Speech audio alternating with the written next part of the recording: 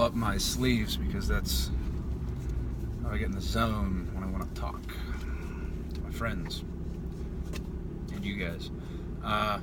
Sweet new Onnit hat. They have a bunch of new gear out. It's really nice stuff.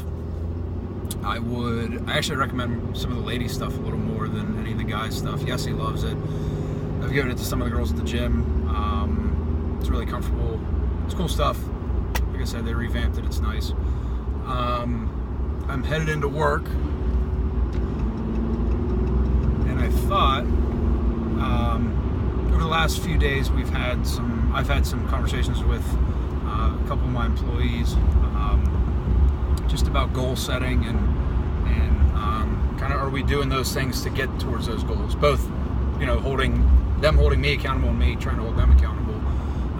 We work closely with Lululemon. Yessie works there, obviously. They're a fun group, and their corporate culture is really cool. So what they expect of each of their employees, they do a vision and goals.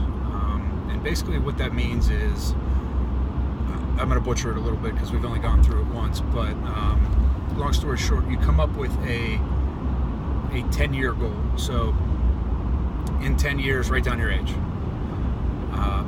But then write down what is maybe not the perfect day, but like, what does your day look like in 10 years? Are you waking up having coffee? Are you reading a book? Are you running around with the kids? Are you out of the house at 6 a.m., running a 5K, whatever that is. And it can be a pretty powerful thing. And this has been the feedback this is how I felt about it, and the feedback we've gotten from the people we've put through the exercise. If you're never verbalizing that, then it's hard to materialize it.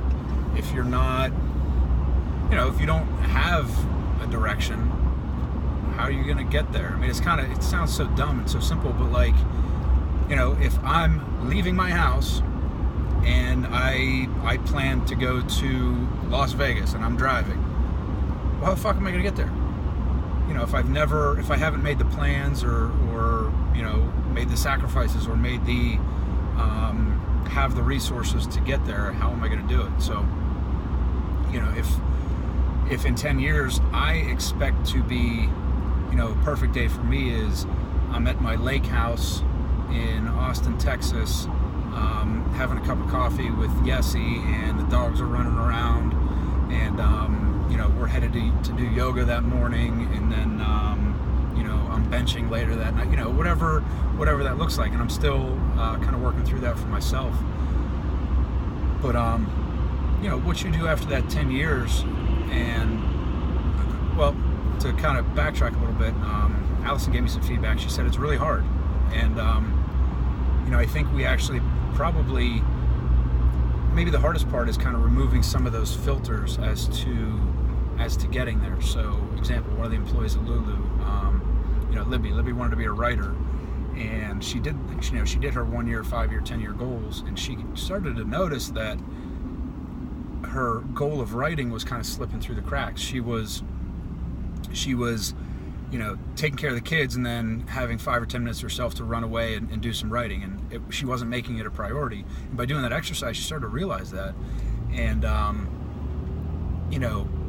couple months later, she redid the exercise, went through all of her goals, and within 4 months, I think she finished her book. She had kind of been just muddling along with it and not making as much progress as she would have liked. And once she really put that goal in her spotlight, in her headlight, it materialized. And it's not a coincidence. If I just, or even whether it's me or whether it's one of the people that go to our gym, one of our members, and they say, I want to get stronger. Okay, cool. What does that mean? Does that mean a push-up? Does that mean 10 push-ups? I think it's great for a beginner to come in and just say, I want to get stronger. Within a year, we got to have a number. We got to have a goal. We have to be able to quantify it, and it should be tangible. So to say I want, I had this conversation with my boss, John, my old boss, John. Still a great friend, one of the best managers I've ever had. One of the best friends I ever had. Just a good person. Taught me a lot about how to be a manager, especially him being at a young age and managing people that were almost his age. I think he did a really good job of balancing that. But long story short, John and I talked, and John has a monetary goal that he wants to get to. And it doesn't matter what that goal is, but he feels like he will be comfortable once he gets to that goal. And I think he's right. I think he's spot on with what he wants and where he needs to be. But I'm kind of just thinking of this now, and I may even challenge him and go back and say, kind of do it the opposite way, right? Like, because I can sit here and say, I want more money, but I can tell you from experience that once you get more money, if you don't have a solid plan, you don't hang on to that money. It's completely disposable and it's gone before you know it. I think that's, I don't know if that's a generational thing. I know my mom did really well saving, and I do okay saving. But I think the better exercise as far as financially is look at what you want. What's important to you? Is a nice house important to you? Or do you want to live in apartments and kind of, move around the city or move around the country? In that case, then a house is not important to you. But, you do need X amount of dollars monthly to put towards that, right? So if it's, let's just say, simple example, for either a mortgage or an apartment, you need $1,000 a month for the style that you want to live in. That number might be a lot higher. It might be fucking $2,000 or $3,000. I don't know where you live. People in New York City, it blows my mind. Anyways, you kind of work backwards from that. You go from, so you say, I need $1,000 to pay my mortgage. And then what kind of car do you want to drive? Are cars important to you? Are they not important to you? Do you not want to drive a car? Do you want a driver? Right?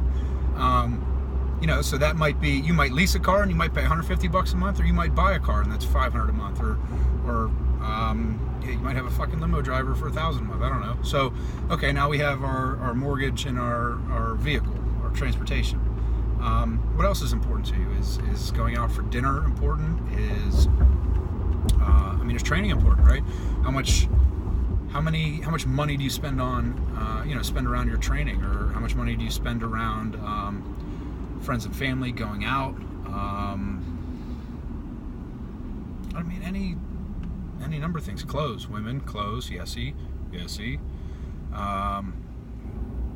So basically what I'm getting at is work on your budget now, but then work on your budget 10 years from now. What number do you need to get to?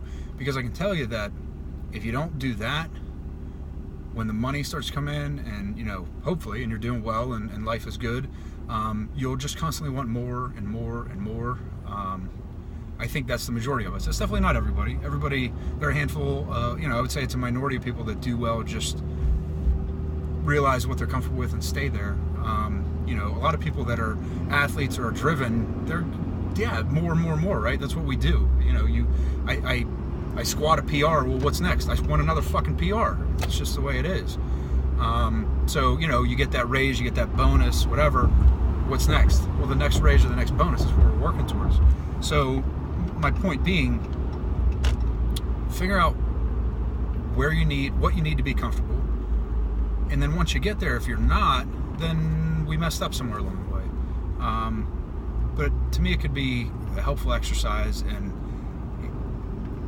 setting expectations and once you reach that level, reach those expectations, if you're not happy, then we definitely know something went wrong along the way, where it was probably not a monetary thing. It was probably a personal thing.